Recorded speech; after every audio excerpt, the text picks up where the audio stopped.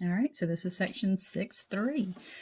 So it's just a quick overview. 6.1 we did GCF and factoring by grouping. 6.2 we factored trinomials where the leading coefficient was 1. And 6.3 we're going to factor trinomials where the leading coefficient is not 1. Remember, you can go to my website, terrastamps.com, and you can print out the factoring formula sheet. This is going to kind of show you the flow of what order you should go in when you're factoring polynomials. The very first thing should always be, is there a greatest common factor? If yes, take it out. If no, then we're going to look at how many terms it has. Are there 4 terms, 2 terms, or 3 terms? So 4 terms you factor by grouping, 2 terms, 4 special cases that we will cover in the next section, 3 terms, the trinomial. Does A equal 1? Yes. Trial and error. That's what we did in the last section. Does A equal 1? No. We're going to do that, this AC method in this section today. So it says use the AC method, multiply, pair, split, factor by grouping. So I'm going to show you this technique today. You could use trial and error on this one as well. It's a little more difficult, but if that's what you're used to, you certainly can use trial and error. It's a lot more complicated though. All right, so 6.3. We're going to use what's called the AC method. Now, we typically capitalize AC for AC method, but it is just because the first step for this method is to multiply A times C. So whatever number is here times whatever number is out here. So here's the 4 steps we're going to follow for the AC method. We're going to multiply A times C. We're going to find 2 numbers who multiply to be whatever that number is, that AC, and add to be B. We're going to rewrite that BX term by splitting, and then we're going to factor it by grouping. Okay? So multiply, pair, right, to split, grouping. So multiply, pair, split, grouping. Okay, so let's just dive into it. Let's cover this up here. Okay, so I'm really just going to kind of go through this technique with you. First thing you look for, is there a greatest common factor that you can take out? There's no x common to all 3. What about 2, 15, and 8? What's the greatest common factor of 2, 15, and 8? Well, the largest number that divides into all of these without a remainder is 1. So, okay, there's no GCF to take out. All right, so we're going to dive right into the AC method. This is A. This is the number for B. That's a positive 15. And C is that negative 8. So multiplying A times C. 2 times negative 8, we get negative 16. The next step is the pair. Just like with trial and error, we want to find 2 numbers who multiply to be negative 16 and add to be 15. Unlike trial and error, where we said, hey, this last number is what we want to multiply by, and this is what we want to add to b, here we want to multiply to be this A times C, because we have to incorporate this A into it. Before, we only had a 1 here, so we didn't have to worry about it. All right, so 2 numbers who multiply to be negative 16 and who add to be positive 15. Okay, so let me just kind of accent this. This 15 comes from that number right there. And this negative 16 comes from right there. Okay, so 2 numbers who multiply to be negative 16 and add to be 15. So looking at my list of the numbers that multiply to be 16, we just got to figure out which of these is going to work. Well, if we want to get to 15, it kind of feels like 1 and 16 is going to be our winner, right? We do have to adjust some signs because we want to multiply to be a negative and add to be a positive. So my choices would be negative 1, positive 16, or positive 1, negative 16. of these two pairs, this is the one that will add up to be positive 15. Can you guys see that? This one would add up to be negative 15. So this is kind of like a little mini trial and error within the AC method. All right, so I've got these two numbers. The next thing is the split. I'm going to split this middle term, this 15x,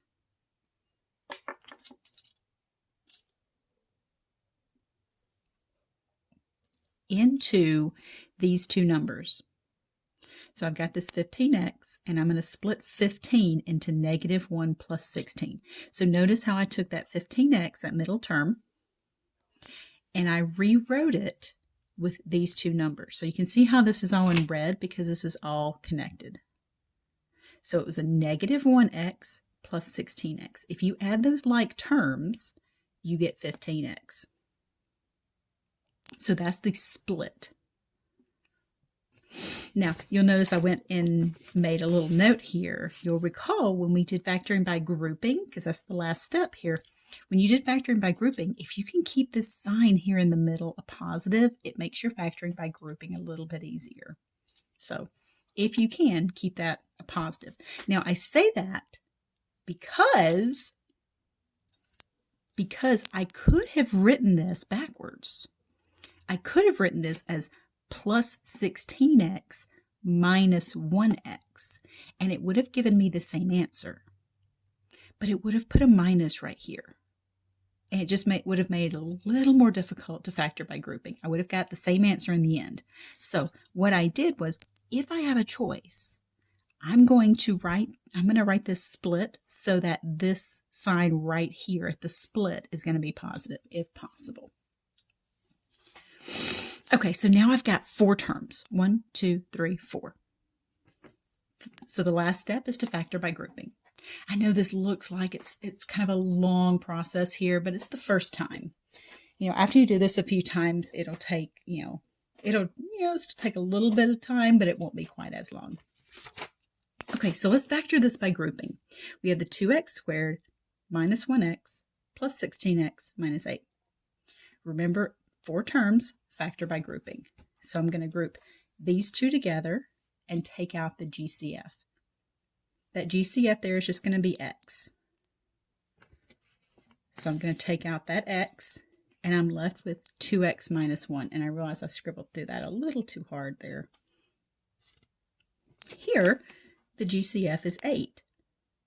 So taking out that 8, I get 2x minus 1. Now, those are the same, which is awesome, right? The 2x minus 1s. And so I did that in blue to show you how I kind of scribbled those out to show you how I factored them out because they were common. So when I factor those out, I'm left with x plus 8. So this is the factorization of this. If you distribute or FOIL this thing out and you combine your like terms, you should get 2x squared plus 15x minus 8. So you should check your answers. Now, you could have used trial and error on this, but it's a bit tougher because you have to split up the 2x squared into a 2 and 1. And then you need your outer and your inner products to be 15.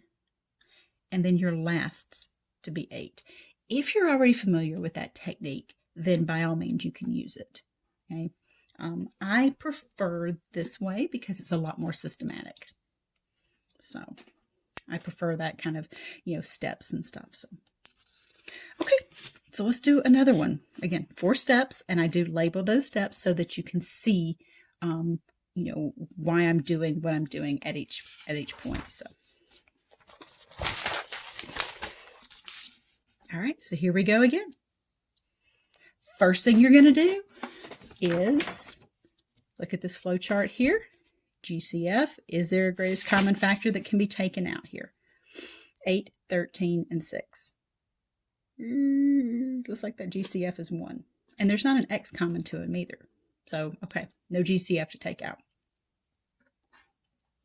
This has 3 terms. So you would say, are there 3 terms? Yes. Does A equal 1? Well, A is this leading coefficient. No, A does not equal 1. So here we are. Use the AC method. All right, so we're going to multiply A times C. So remember, that's A and that's C. All right, so 8 times -6 is -48. Next step is to pair. You want to find the 2 numbers that multiply to be -48. Remember, that's your AC. And add to be your middle number, the 13. So this is a good time to pause it and see if you can find those 2 numbers that you can multiply to get -48, and those same 2 numbers add up to be 13. Right? So I would look at 48 and think, okay, let's see. So we got, what, 6 times 8? That's not going to get me a 13. It'll get me close, but what else is going to get me to 48? What, 4 and 12? No, that's not going to work. What else? Now, you might need a calculator to help you with some of these computations. You know, that divided by 2 is going to give you 2 and 24. That divided by 3, do you guys know what 48 divided by 3 is? It's 16.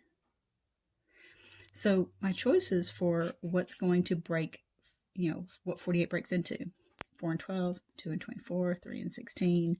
I didn't even get to like 6 and 8. That's, you know, should have been on there too. Or 1 and 48. So looking at these pairs, what can get you to 13? Well, 3 and 16. Right? Especially since we know that one of those is going to have to be a negative sign. So looking at 3 and 16, let's adjust the signs. My choices are either for the 3 to be negative or the 16 to be negative. So which one of these cases will get me to positive 13 when you add them? Well, that would be this one, right? -3 plus 16 will give me positive 13, whereas this sum would give me a negative 13. So this is my pair. My next step is to split. I'm going to split this middle term into these 2 numbers. So notice how I took that -3, that's 16. So look at how this is in red. That's on purpose. That's this color coding here is to help you kind of follow what's changing. See that little smiley face right there? Not very subtle about it, huh? You want to try to keep that plus at your split if you can. I could have written this as plus 16x minus 3x, and it would have been the exact same thing. But it would have put a minus at my split, which tends to be more problematic for students. It can be done, and it can be done correctly. There's nothing wrong with that. It just, in my experience, has been more problematic for students. So let's just avoid having a negative at the split if we can avoid it, okay? All right, factor by grouping. I got 4 terms now. So these first 2, we can take out an x. And these 2, we can take out a 2. So taking out an x from these 2 gives me 8x minus 3. Taking out a 2 from these 2, boom, 8x minus 3. That's a sure sign that you're either doing something right. You know, if these 2 are the same, you're either doing something right or you are just like really, really good at being wrong. So these 2 are the same. Now I've got 2 terms, this stuff and this stuff. And these 2 terms have this 8x minus 3 in common. So I'm going to take this 8x minus 3 that's common out. And then I'm left with x plus 2. Just like last time, I can distribute or FOIL this out and combine my like terms, and this should multiply out to be this. you should check your answers for these. Okay. Now, each one of these is referred to as a factor. So what Hawks can do is not ask you to factor it completely, or it can ask you to factor it completely, but it could ask you for just one of the factors. So if I said what is a factor of this, it could be this answer or this answer. Both of these are considered factors of this trinomial. So keep that in mind. All right, let's do another one. I know that one looked kind of menacing, so we're going to cover it up real quick.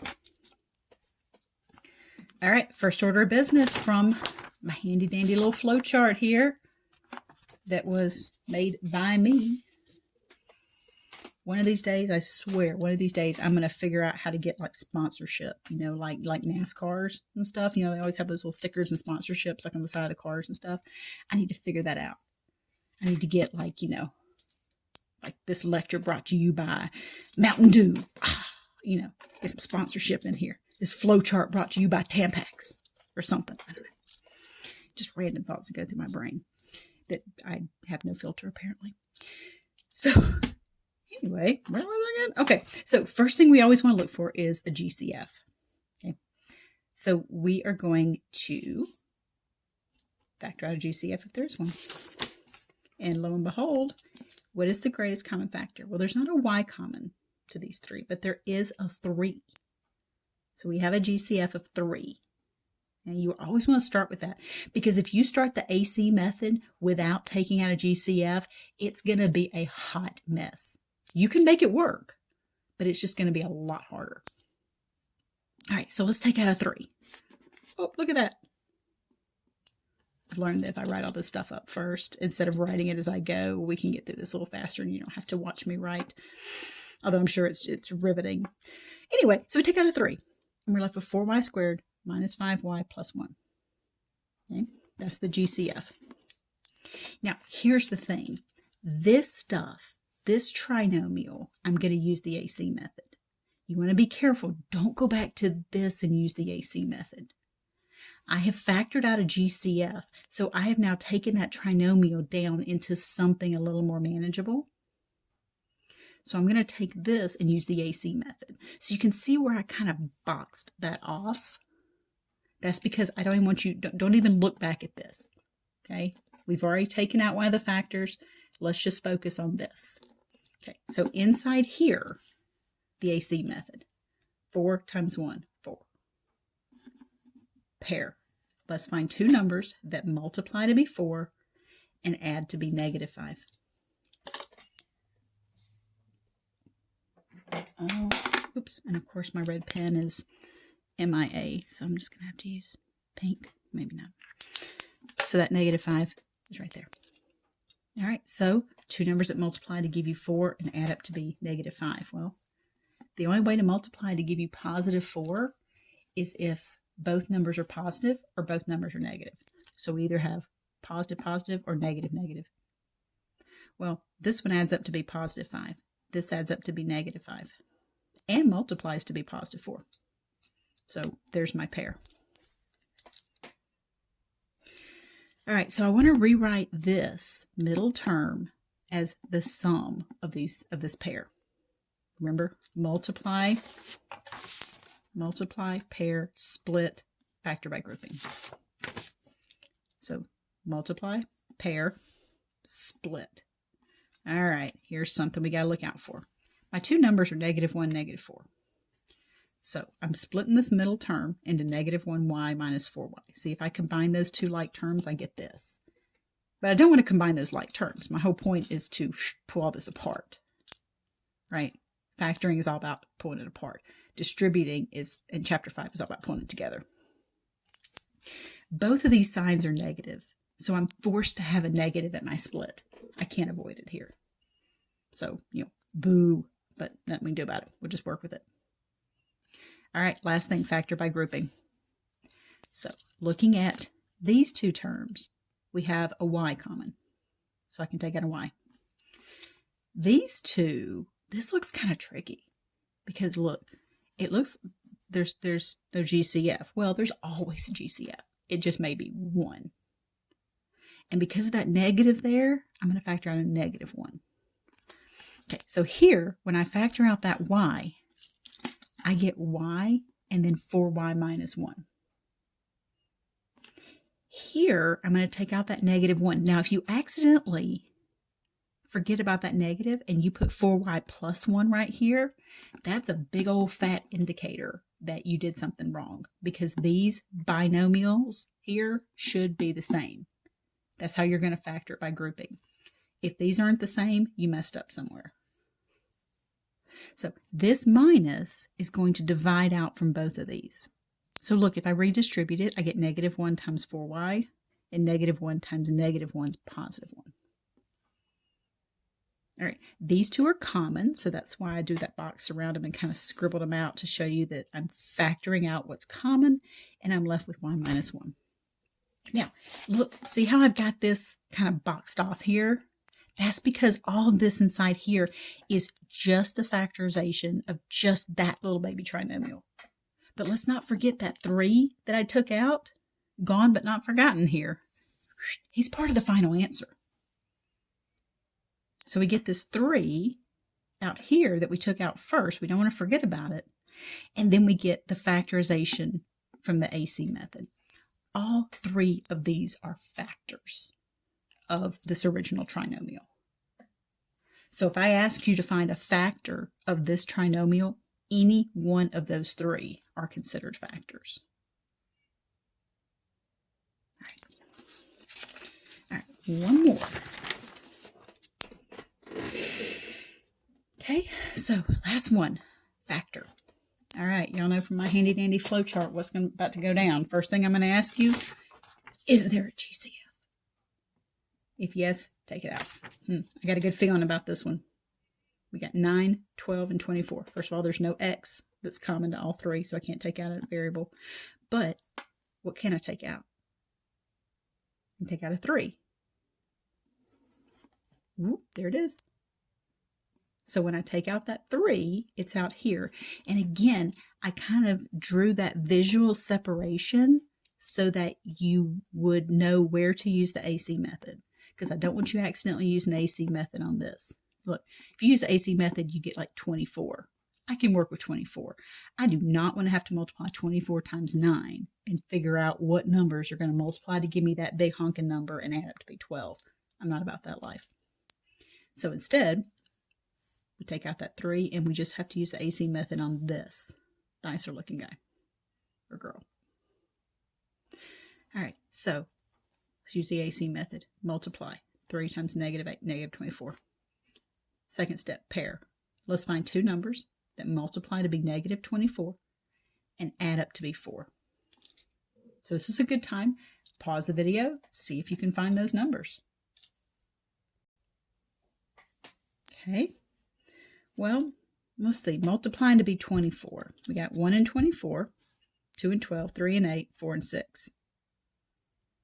So, all right. Well, if it's got to be a negative 24, then one of these two numbers has to be negative, right? So I've either got to have a negative 1 and a positive 24, or a positive 1, negative 24. Okay. If it's 2 or 12, one of these has to be negative in order for the product to be negative. So I either got to have a negative 2 or a negative 12. Same thing with 3 and 8. I either have to have a 3 negative or the 8 negative. 4 and 6. I got to have either the 4 or the 6 negative. So it's a matter of these 1, 2, 3, 4, 5, 6, 7, 8. Which one of these 8 pairs will add up to be positive 4?